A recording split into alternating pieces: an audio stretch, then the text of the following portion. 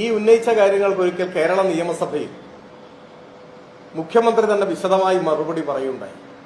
പക്ഷെ അദ്ദേഹം ഇന്നലെ ഫേസ്ബുക്ക് പോസ്റ്റിൽ വീണ്ടും അതേ കാര്യം പറഞ്ഞിരിക്കുകയാണ്. പക്ഷെ നിങ്ങൾ ഭൂതക്കണ്ണാടി വെച്ച് നോക്കൂ, എന്തുകൊണ്ടാണ് RSSന്റെ അതിഥിയായി സർസംഘചാലകന്റെ ജന്മശതാബ്ദിയിൽ പങ്കെടുത്തത് എന്ന വിമർശനത്തിന് മാത്രം മറുപടിയില്ല. ഇത് എന്ത് മറുപടിയാണ്?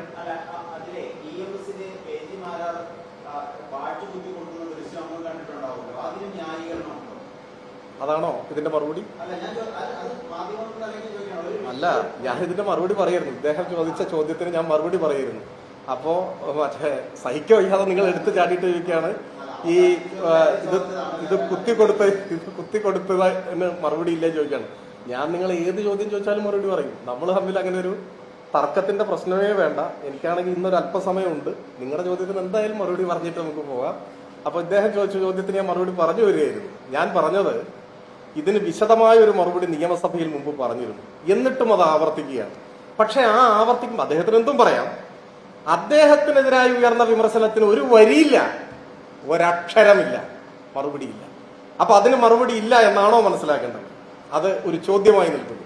ഇനി അദ്ദേഹത്തിന്റെ പോസ്റ്റിൽ പറഞ്ഞ കാര്യങ്ങൾ, പലതവണ മറുപടി പറഞ്ഞ കാര്യങ്ങൾ, എന്നിട്ടും നിങ്ങൾ ചിലർക്കൊക്കെ ഇപ്പോഴും അത് മറുപടി ആവശ്യമുണ്ട് എന്ന് തോന്നിയത് കൊണ്ട് ഞാൻ പറയാം. പച്ച കള്ളമാണ് അദ്ദേഹം ആ പോസ്റ്റിൽ എഴുതിയിട്ടുള്ള കാര്യങ്ങളെല്ലാം. 77-ലെ തെരഞ്ഞെടുപ്പിനെ കുറിച്ചാണ് പറയുന്നത്. 77-ലെ രാഷ്ട്രീയ സാഹചര്യം എന്താണ്, അന്നത്തെ സഖ്യം എങ്ങനെയായിരുന്നു, ധാരണ എങ്ങനെയായിരുന്നു, ചരിത്രബോധത്തിന്റെ കണികയുള്ള ഏതൊരാൾക്കും അറിയാം. 75-ൽ അടിയന്തരാവസ്ഥ പ്രഖ്യാപിക്കുന്നു.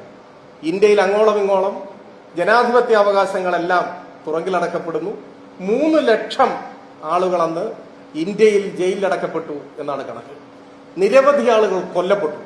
ഒരുപാട് വിശദാംശങ്ങളുണ്ട്. ഇന്നത്തെ ഒരു വാർത്താ സമ്മേളനത്തിൽ ഇപ്പോൾ നമുക്ക് അതിന്റെ എല്ലാ വിശദാംശങ്ങളിലേക്കും പോകണ്ട.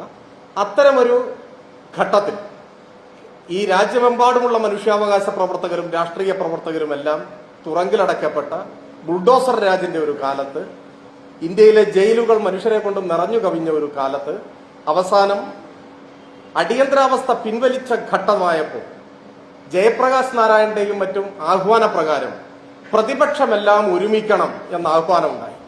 ആ ആഹ്വാനത്തിന്റെ ചുവട് പിടിച്ച് അന്ന് ഇന്ത്യയിലെ പ്രധാന പ്രതിപക്ഷ പാർട്ടികൾ എല്ലാം പിരിച്ചുവിട്ട് ജനതാ പാർട്ടി രൂപീകരിച്ചു. ഏതൊക്കെ പാർട്ടി? ഭാരതീയ ലോക്ദൾ, സ്വതന്ത്ര പാർട്ടി, സോഷ്യലിസ്റ്റ് പാർട്ടി, സംഘടനാ കോൺഗ്രസ്, ഇതൊക്കെ അന്ന് പിരിച്ചുവിട്ടു. എന്നിട്ട് രൂപീകരിച്ചതാണ് ജനതാ പാർട്ടി. ആ ജനതാ പാർട്ടിയിൽ ജനസംഘവും പിരിച്ചുവിട്ട് അതിൽ ചേർന്നു. അതാണ് വസ്തുത. ജനസംഘം ഉൾപ്പെടെയുള്ള, സ്വതന്ത്ര പാർട്ടി ഉൾപ്പെടെയുള്ള, സോഷ്യലിസ്റ്റ് പാർട്ടി ഉൾപ്പെടെയുള്ള സംഘടനാ കോൺഗ്രസും ഭാരതീയ ലോക്ദളും എല്ലാം പ്രവർത്തനം അവസാനിപ്പിച്ച് പുതിയ ഒരു പാർട്ടി രൂപീകരിച്ചു. ആ പാർട്ടിയാണ് ജനതാ പാർട്ടി. ഭാരതീയ ലോക്ദളിന്റെ ചിഹ്നമാണ് കലപ്പയന്തിയ കർഷകനാണെന്ന് തെരഞ്ഞെടുപ്പിൽ മത്സരിക്കാൻ ഉപയോഗിച്ചത്. എന്നാൽ CPIM ആ പാർട്ടിയിൽ ചേരാനോ പിരിച്ചുവിടാനോ പോയില്ല. പക്ഷേ ജനതാ പാർട്ടിയുമായി സഹകരിച്ചു. അതൊരു യാഥാർത്ഥ്യമാണ്. അന്ന് ജനസംഘമില്ല, ജനതാ പാർട്ടിയുമായി സഹകരിച്ചിട്ടുണ്ട് ആ തെരഞ്ഞെടുപ്പിൽ. അത് 77-ലെ തെരഞ്ഞെടുപ്പാണ്. എന്നാൽ 77-ൽ ജനതാ പാർട്ടി എന്ന് പറയുന്നത് മതനിരപേക്ഷ സ്വഭാവത്തോടുകൂടി നിലനിന്നൊരു പാർട്ടിയാണ്.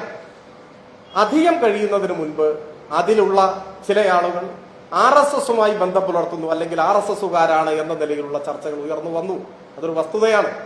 79-ൽ കേരളത്തിൽ നിയമസഭാ ഉപതെരഞ്ഞെടുപ്പ് നടക്കുന്നു. 4 മണ്ഡലം: കാസർഗോഡ്, തലശ്ശേരി, തിരുവല്ല, പാറശാല. ആ ഘട്ടത്തിലാണ് ഈ ചർച്ച സജീവമാകുന്നത്.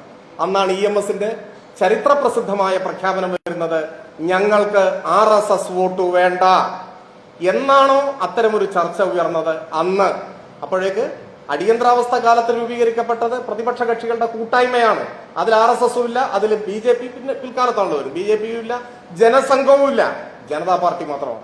ജനതാ പാർട്ടിയോട് ഞങ്ങൾ സഹകരിച്ചിട്ടുണ്ട്. RSS വോട്ട് ഞങ്ങൾക്ക് ആവശ്യമില്ല എന്ന EMSന്റെ ചരിത്രപ്രസിദ്ധമായ പ്രഖ്യാപനത്തിന് ശേഷം RSSുമായി കടുത്ത ശത്രുത നിലനിന്ന ഘട്ടത്തിൽ ഈ 4 ഉപതെരഞ്ഞെടുപ്പിലും ഞങ്ങൾ ജയിക്കുകയാണ് ചെയ്തിട്ടുള്ളത്, വിജയിക്കുകയാണ് ചെയ്തിട്ടുള്ളത്. പിന്നെ 77-ൽ പിണറായി എന്നൊക്കെ പറഞ്ഞു. പിണറായി ആദ്യമായിട്ട് 77-ലാണോ MLA ആവുന്നത്? ആരോടാണ് ഇതൊക്കെ പറയുന്നത്? പിണറായി ആദ്യമായി നിയമസഭയിലേക്ക് അംഗമാവുന്ന 77-ലാണോ? 7 കൊല്ലം മുമ്പ് 70-ലാണ്. ആരോടൊക്കെ മത്സരിച്ച്? ഈ കോൺഗ്രസിനോടും ജനസംഘത്തോടും മത്സരിച്ച് അവരെ തോൽപ്പിച്ചിട്ടാണ് നിയമസഭയിലേക്ക് വരുന്നത്.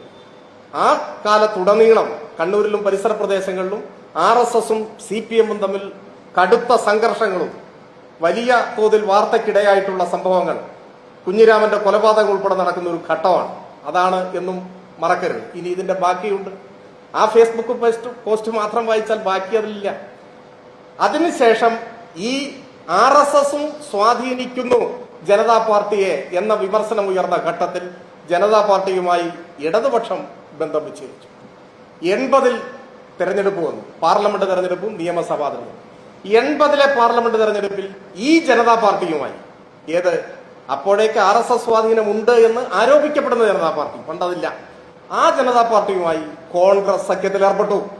ആ സഖ്യത്തിന്റെ കാസർഗോഡ് മണ്ഡലത്തിലെ സ്ഥാനാർത്ഥിയുടെ പേരെന്താ? ഈ ബഹുമാന്യനായ പ്രതിപക്ഷ നേതാവ് മറന്നോ? 1980-ലെ പാർലമെന്റ് തെരഞ്ഞെടുപ്പിൽ കാസർഗോഡ് മണ്ഡലത്തിലെ കോൺഗ്രസ് മുന്നണിയുടെ സ്ഥാനാർത്ഥിയുടെ പേരെന്താ? ആ പേര് O. രാജഗോപാലൻ എന്നാണ്. O. രാജഗോപാലിന് വോട്ട് പിടിച്ച് നടന്നവരാണ് കോൺഗ്രസ് എന്നോർത്ത് വെച്ചോളണം. ആ സമയത്ത് തന്നെ നിയമസഭാ തെരഞ്ഞെടുപ്പ് നടന്നു. ഈ KG മാരാർ ആ തെരഞ്ഞെടുപ്പിൽ സ്ഥാനാർത്ഥിയായിരുന്നു. പെരിങ്ങളം മണ്ഡലത്തിൽ അന്ന് കോൺഗ്രസ് മുന്നണിയുടെ സ്ഥാനാർത്ഥിയായ RSSകാരൻ KG മാരാരെ പെരിങ്ങളത്ത് തോൽപ്പിച്ചയാളാണ് ഇന്ന് എലത്തൂരിൽ മത്സരിക്കുന്ന ഇടതുപക്ഷ സ്ഥാനാർത്ഥി AK ശശീന്ദ്രൻ. അന്നും ഇന്നും ഇടതുപക്ഷത്തിന്റെ സ്ഥാനാർത്ഥിയായിരുന്നു.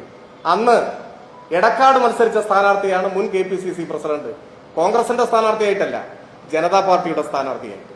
അന്ന് ചവറയിലും ഒറ്റപ്പാലത്തും RSSന്റെ നേതാക്കളാണ് സ്ഥാനാർത്ഥികളായി മത്സരിച്ചത്, കോൺഗ്രസ് മുന്നണിയുടെ സ്ഥാനാർത്ഥിയായിട്ട്. അവരെ പരാജയപ്പെടുത്തിയവരാണ് ഇടതുപക്ഷം. അപ്പോൾ ഇതാണ് ഇവരാരോപിക്കുന്നതിലെ കാര്യം. ഞങ്ങൾ സഹകരിച്ചത് 77-ൽ ജനതാ പാർട്ടിയുമായിട്ടാണ്. എന്നാൽ അതേ ജനതാ പാർട്ടിയിൽ RSSന്റെ സ്വാധീനം പ്രകടമായി എന്ന് ആരോപിക്കപ്പെട്ട ഘട്ടത്തിൽ കോൺഗ്രസ് ആണ് കൂട്ടുകെട്ടുണ്ടാക്കിയത്. അന്ന് രാജഗോപാലും KG മാരാരും അവരുടെ മുന്നണിയിലെ സ്ഥാനാർത്ഥികളാണ്. EMSോ മറ്റാരെങ്കിലുമോ നിങ്ങൾ ഈ പറയുന്ന നേതാക്കന്മാരോടൊപ്പം ഇരുന്നിട്ടുള്ളത് 77-ൽ ജനതാ പാർട്ടിയുടെ നേതാക്കന്മാരായിരിക്കുമ്പോഴാണ്. അത് അടർത്തി മാറ്റുമ്പോൾ 80-ലെ അവരുടെ മുന്നണി സ്ഥാനാർത്ഥിയാണ് ഈ മാരാർ എന്ന് മറന്നുപോയിരുന്നു. പിന്നെ മാരാർ എഴുതിയ ആത്മകഥയുണ്ടല്ലോ, അതങ്ങ് മറന്നുപോയി. മാരാരെഴുതിയ ആത്മകഥയിൽ ഒരധ്യായം പാഴായ പരീക്ഷണങ്ങളാണ്. അത് വായിച്ചാൽ എന്തായിരുന്നു കോൺഗ്രസും RSSും തമ്മിലുള്ള അന്തർധാര, രഹസ്യ ബാന്ധവം. ഞാൻ നേരത്തെ പറഞ്ഞതൊക്കെ പരസ്യമാണ്. പരസ്യമായിട്ടുള്ള കാര്യങ്ങൾ ആരോപണമല്ല, അത് വസ്തുതയാണ്. പട്ടാമ്പിയും പാലക്കാടും ബേപ്പൂരും വടകരയും ഒക്കെ പറഞ്ഞത് യാഥാർത്ഥ്യങ്ങളാണ്. എന്നാൽ രഹസ്യധാരണകളുടെ ആഴവും വ്യാപ്തിയും അത് ഈ KG മാരാർ തന്നെ വ്യക്തമാക്കിയിട്ടുണ്ട്. അദ്ദേഹം തന്നെ KG മാരാരുടെ ചിത്രമൊക്കെ എടുത്ത സ്ഥിതിക്ക് അദ്ദേഹത്തെ വിശ്വാസമായിരിക്കുമല്ലോ. അപ്പൊ അത് വായിച്ചു കഴിഞ്ഞാൽ ബാക്കി എല്ലാ വിശദാംശങ്ങളും അതിലുണ്ട്. ഇനി അതൊക്കെ പോട്ടെ. ഈ നിയമസഭാ തെരഞ്ഞെടുപ്പിൽ കോൺഗ്രസിന്റെ സംഭാവനയല്ലേ 14 NDA സ്ഥാനാർത്ഥികൾ. ഈ നിയമസഭാ തെരഞ്ഞെടുപ്പിൽ മത്സരിക്കുന്ന BJP മുന്നണിയുടെ 14 സ്ഥാനാർത്ഥികൾ കോൺഗ്രസ് നൽകിയ സംഭാവനയാണ് സമീപ സമയത്ത്. ഇനി അതൊക്കെ പോട്ടെ. നമ്മളിപ്പോ സംസാരിക്കുന്ന ഈ എറണാകുളം ജില്ലയിലെ കുന്നത്തനാട് വടവുകോട് പുത്തൻകുരിശ് ഗ്രാമപഞ്ചായത്ത് NDA ഘടകകക്ഷിയായിട്ട് ഇപ്പൊ മാറിയിട്ടുള്ള 2020യുമായി ചേർന്നല്ലേ കോൺഗ്രസ് ഭരിക്കുന്നത്. എന്നിട്ട് ഡീലിനെ കുറിച്ച് പഠിപ്പിക്കാൻ വരിക. ആദ്യം NDA ഘടകകക്ഷിയുടെ പിന്തുണയോടെയുള്ള പഞ്ചായത്ത് ഭരണം അവസാനിപ്പിക്കാൻ പറ പ്രതിപക്ഷ നേതാവിന്. അതിന്റെ തൊട്ടപ്പുറത്ത് മറ്റത്തൂര് നമ്മൾ ഒരുപാട് ചർച്ച ചെയ്തതാണ്. ഇപ്പോഴും കൈപ്പത്തി അടയാളത്തിൽ ജയിച്ച കോൺഗ്രസ് നേതാവല്ലേ മറ്റത്തൂർ ഗ്രാമപഞ്ചായത്തിന്റെ വൈസ് പ്രസിഡന്റ്? താമര അടയാളത്തിൽ ജയിച്ച BJPയുടെ പിന്തുണയോടെ എത്രയിടത്ത്? ഞാൻ എറണാകുളം തൊട്ടടുത്ത് തൃശ്ശൂരും മാത്രമേ പറഞ്ഞിട്ടുള്ളൂ. ഇപ്പോഴും പ്രബലമായി നിൽക്കുന്ന RSS കോൺഗ്രസ് ഡീലിന്റെ സാക്ഷ്യപത്രങ്ങൾ നമ്മുടെ ചുറ്റുമുണ്ട്. അതൊക്കെ ഒന്ന് അവസാനിപ്പിച്ചിട്ട് പുതിയ എന്തെങ്കിലും കഥകൾ പറയുന്നതായിരിക്കും ഉചിതം എന്നാണ് എനിക്ക് തോന്നുന്നത്.